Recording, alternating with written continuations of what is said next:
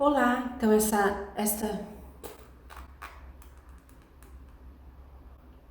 Então vamos para mais uma videoaula. Nesta videoaula, então, falaremos sobre elementos da narrativa. Elementos da narrativa, ok? Então vamos lá. Elementos da narrativa. Primeiramente, só lembrar o que é uma narrativa. Narrativa é um texto. Um texto que alguém narra também. Vou dar alguns exemplos para vocês. Fábulas, crônicas, são narrativas. Então agora nós veremos elementos da narrativa. O que nós temos que ter dentro de uma narrativa? O que nós teremos que ter dentro de um texto para ele ser uma narrativa? Então, primeiramente, narrativa é um tipo de texto que esboça as ações dos personagens num determinado tempo ou espaço. Geralmente, ele está escrito em prosa,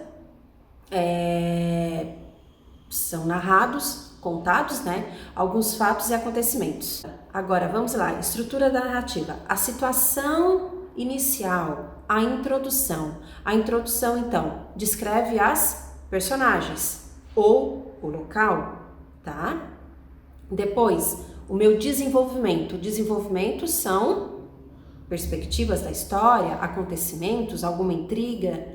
E depois, a minha conclusão.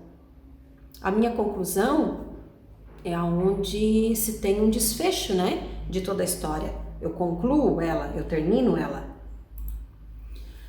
Vamos agora falar um pouquinho do narrador, porque eu vejo que muitos dos meus alunos, eles confundem o narrador com o autor.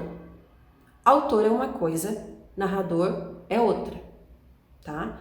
Não é porque o escritor ele está escrevendo algo que ele tenha vivenciado ou ele tenha visto aquilo. Não, ele simplesmente está contando uma história, tá? E quem conta essa história é o narrador. Então vamos lá. Tipos de narradores. Primeiro, sempre que existe uma narrativa, a história é contada por alguém. Esse é o papel do narrador. Ele pode relatar os fatos a partir de perspectivas diferentes e que pode transformar em um personagem, ou observador, ou onisciente. Então, entenda as diferenças agora. Vamos lá? Primeiro, narrador personagem. Ele é um personagem. Vamos supor que alguém possa escrever um diário e esse diário vire uma narrativa. Então, quem está narrando, ele é o personagem, certo? Então, nesse caso, o narrador ele participa da história. Narrador observador. O narrador observador ele tem a possibilidade de participar da história. Ele não tem a possibilidade de participar da história, mas ele sabe das coisas. Ele sabe da situação, ele faz o texto ser escrito em terceira pessoa. Só lembrando, terceira pessoa é ele ou ela, ou eles ou elas. Narrador onisciente. Então a palavra onisciente não digamos que não possa não fazer parte do vocabulário de vocês, mas é aquele que sabe de todas as coisas, de todos os fatos. Então a história está acontecendo aqui, mas ele sabe de coisas que estão acontecendo em outros lugares. Acontece muito isso no narrador onisciente, em ele falar coisas que determinados personagens estão pensando, tá? Acontece muito isso. Vamos agora falar do enredo. O que é o enredo? É a história em si, são os elementos fundamentais para a narrativa. Trata-se do conjunto de fatos. Então, começaremos então pela situação inicial. É quando o autor, apresenta os personagens. Depois, ele estabelece um conflito. Depois, ele desenvolve aquele conflito fazendo desfecho. Tá? Espaço. Vamos falar agora um pouquinho do espaço. Porque o espaço é o seguinte, o espaço é o lugar onde a narrativa acontece. Normalmente isso vem no primeiro parágrafo, mas existem alguns escritores que gostam de fazer aquele suspense, que colocam em outros lugares, tá? Normalmente vem no primeiro parágrafo.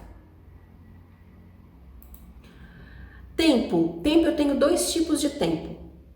Quando eu falo em tempo, não é o tempo de chuva, sol, não é esse tipo de tempo, tá, gente? Tempo que eu digo é o tempo onde se desencadeia a história. Às vezes vem só numa palavrinha, muitas das vezes vem num parágrafo todo, tá? Então, assim, eu tenho dois tipos para que vocês possam entender. Eu tenho o cronológico e eu tenho o psicológico. O cronológico, ele relaciona passagens da hora, do dia, dos meses. Em 1979, ela nasceu. Pronto, já me deu tempo. É esse o tempo. Então, ele está contando a história até chegar em tal época. Às vezes, vem dizendo assim, ó, em uma noite muito sombria. Pronto, acabou de dizer que aquela história aconteceu em uma noite, tá? E agora, quando eu falo em tempo psicológico, ele relaciona lembranças da personagem. Então, assim como o espaço, ele é muito importante para definir características das personagens, principalmente as psicológicas. Pessoas que vivem numa época diferente de costume, tá? Tenho agora também a ação. A ação envolve tudo que os personagens fazem na narrativa, ou só os movimentos. Tipos de personagem. Eu tenho, quais são os meus mesmo que eu tenho? Protagonistas, antagonistas e os secundários. Protagonistas são aqueles que têm destaque na minha narrativa, ocupam um lugar principal. E o antagonistas são observadores dos protagonistas.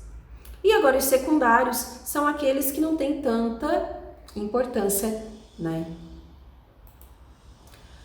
E eu acho que é isso, tá? Certo? Tchauzinho!